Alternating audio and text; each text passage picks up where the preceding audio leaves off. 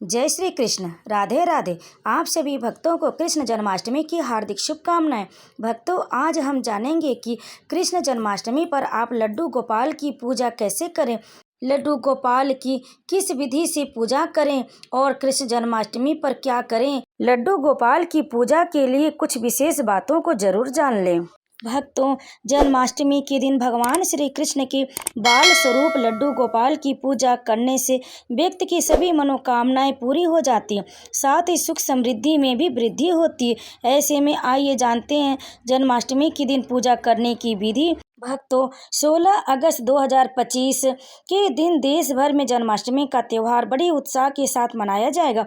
हिंदू पंचांग के अनुसार यह पर्व भाद्रपद मास की कृष्ण पक्ष की अष्टमी तिथि को मनाया जाता है। इस दिन भगवान श्री कृष्ण के बाल स्वरूप, जिन्हें लड्डू गोपाल कहा जाता है, उनकी विशेष रूप से पूजा की जाती है। माना जाता है कि लड्डू गोपाल की विधिवत पूजा करने से व्यक्ति के जीवन की सभी परेशानियां दूर हो जाती और उनकी सभी इच्छाएं पूरी होती हैं। जन्माष्टमी को सौभाग्य और समृद्धि का प्रतीक माना जाता है। तो भक्तों, आइए जानते हैं कृष्ण जन्माष्टमी की सरल पूजा विधि। जन्माष्टमी पर पूजा का सबसे शुभ समय रात को। इसके अलावा आप लड्डू गोपाल की पूजा सुबह भी करें। स्नान करके स्वच्छ वस्त्र धारण करें। घर और पूजा स्थान की भी अच्छी तरह सफाई करें। पूजा स्थल पर साफ कपड़े बिछाएं और वहां भगवान श्री कृष्ण की प्रतिमा रखें।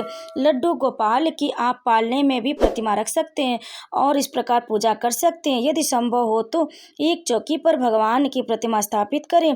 फिर लड्डू गोपाल को स्थापित करने से पहले भगवान की प्रतिमा पर पंचामृत, दूध, दही, घी, शक्कर और शहद का अभिषेक करें। अगर आपके घर में लड्डू गोपाल हैं तो उनका विधिवत आप अभिषेक करें। फिर इसके बाद पवित्र जल से स्नान करा दें।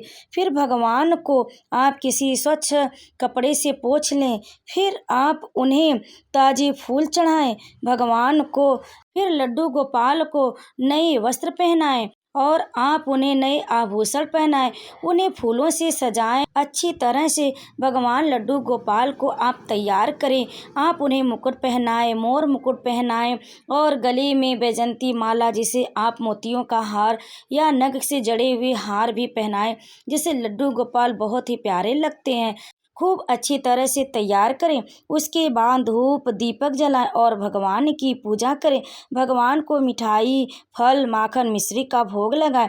फिर लड्डू गोपाल का पालना में आम बैठाकर उन्हें झूला झुलाएं।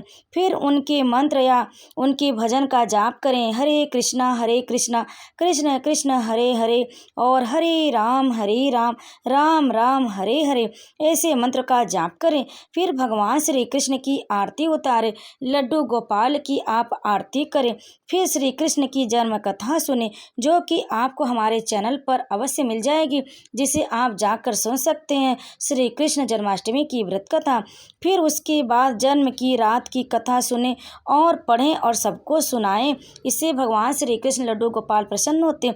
जन्माष्टमी पर विशेष पूजा रात्रि के समय की जाती। जब श्री कृष्ण के जन्म का समय आता, इस समय विशेष भजन, कीर्तन और पूजा करना चाहिए। पूजा के बाद प्रसाद का वितरण करें। इसके बाद आप व्रत का पारण कर सकते हैं। जब श्री कृष्ण का जन्म हो जाता, उसके बाद अपने व्रत का पारण कर सकते हैं, या इसके अलावा आप अगले दिन भी पारण विधिवत रूप से कर सकते हैं शुभ मुहूर्त में। और हो सके तो कृष्ण जन्माष्टमी के दिन सुबह जल्दी उठकर स्नान करके घर में विधिवत पूजा करके भगवान कृष्ण के मंदिर में जाएं। वहां श्री कृष्ण भगवान के दर्शन करें। उन्हें मोर पंख अवश्य चढ़ाएं। अगर किसी कारण मंदिर जाना संभव न हो तो घर में ही भगवान श्री कृष्ण की प्रतिमा को मोर पंख अर्पित करें। इस दिन भगवान कृष्ण को पीले रंग के वस्त्र पहनाएं और उनका अच्छे से श्रृंगार करें। अब आइए जानते हैं जन्माष्टमी के व्रत में क्या नहीं करना चाहिए। जन्माष्टमी व्रत के दौरान अन्न का सेवन नहीं करना चाहिए। इसके अलावा लहसुन और प्याज भी नहीं खाना चाहिए। भक्तों, जन्माष्टमी पर लड्डू गोपाल को घर लाना बहुत ही शुभ माना जाता है। कहा जाता है कि अगर आप जन्माष्टमी के शुभ अवसर पर लड्डू गोपाल को घर पर लाते हैं तो इससे आपके जीवन में सभी दुख और पीड़ाएं दूर हो जाती। वहीं अगर आपके घर में पहले से ही लड्डू गोपाल विराजमान है तो आपको जन्माष्टमी के दिन लड्डू गोपाल की विशेष पूजा करनी चाहिए। कृष्ण जन्माष्टमी पर लड्डू गोपाल की 2 बार विशेष पूजा करनी चाहिए। सबसे पहले सुबह लड्डू गोपाल को कच्चे दूध में गुलाब गुलाब की पंखुड़ियाँ डालकर स्नान कराना चाहिए। इसके बाद लड्डू गोपाल को एक नरम कपड़े से साफ कर दे। लड्डू गोपाल को स्नान कराने के बाद उन्हें पीले रंग के वस्त्र पहनाएं, मुकुट और हार पहनाकर श्रृंगार करें। लड्डू गोपाल को नए वस्त्र पहनाने के बाद उनका तिलक करें और लड्डू गोपाल को खीर, माखन, मिश्री का भोग लगाएं और धनिये की पंजीरी बनती है उसे आप भोग के तौर पर अर्पित करें। फिर इसके बाद उनके पास मिठाइयाँ और खिलौने भी रख दें।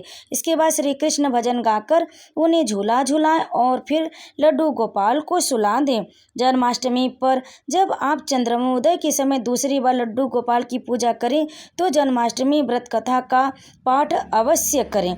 जन्माष्टमी पर आप लड्डू गोपाल की पूजा करने के बाद उन्हें झूला झुलाएं, लेकिन ध्यान रखें कि साथ में धीमी आवाज में भजन जरूर लगाएं और थोड़ी देर बाद लड्डू गोपाल को झूले से उठाकर वापस उनके स्थान पर स्थापित कर दें। और जब भी लड्डू गोपाल की आप पूजा करें तो पास में राधा रानी को अवश्य स्थापित करें और जब भी आप भोग लगाएं लड्डू गोपाल को तो उसमें तुलसी दल अवश्य अर्पित करें। लड्डू गोपाल जी के पास तुलसी की पत्तियां जरूर आप रखें, उन्हें उनके भोग में तुलसी दल जरूर शामिल करें।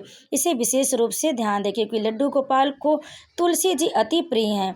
इसे आपको इस तरह से उनके भोग में तुलसी की पत्तियां जरूर शामिल करें और आप जन्मदिन के तौर पर कुछ टॉफियाँ भी रख सकते हैं, केक वगैरह भी लाकर आप अच्छी तरह से उनका बर्थडे जो जन्मदिन है उसे सेलिब्रेट कर सकते हैं। और भगवान श्री कृष्ण को आप अच्छी तरह सजाकर मंडप बनाकर बहुत विधिवत आप उनकी पूजा करें और उनके जन्म का उत्सव मनाएं।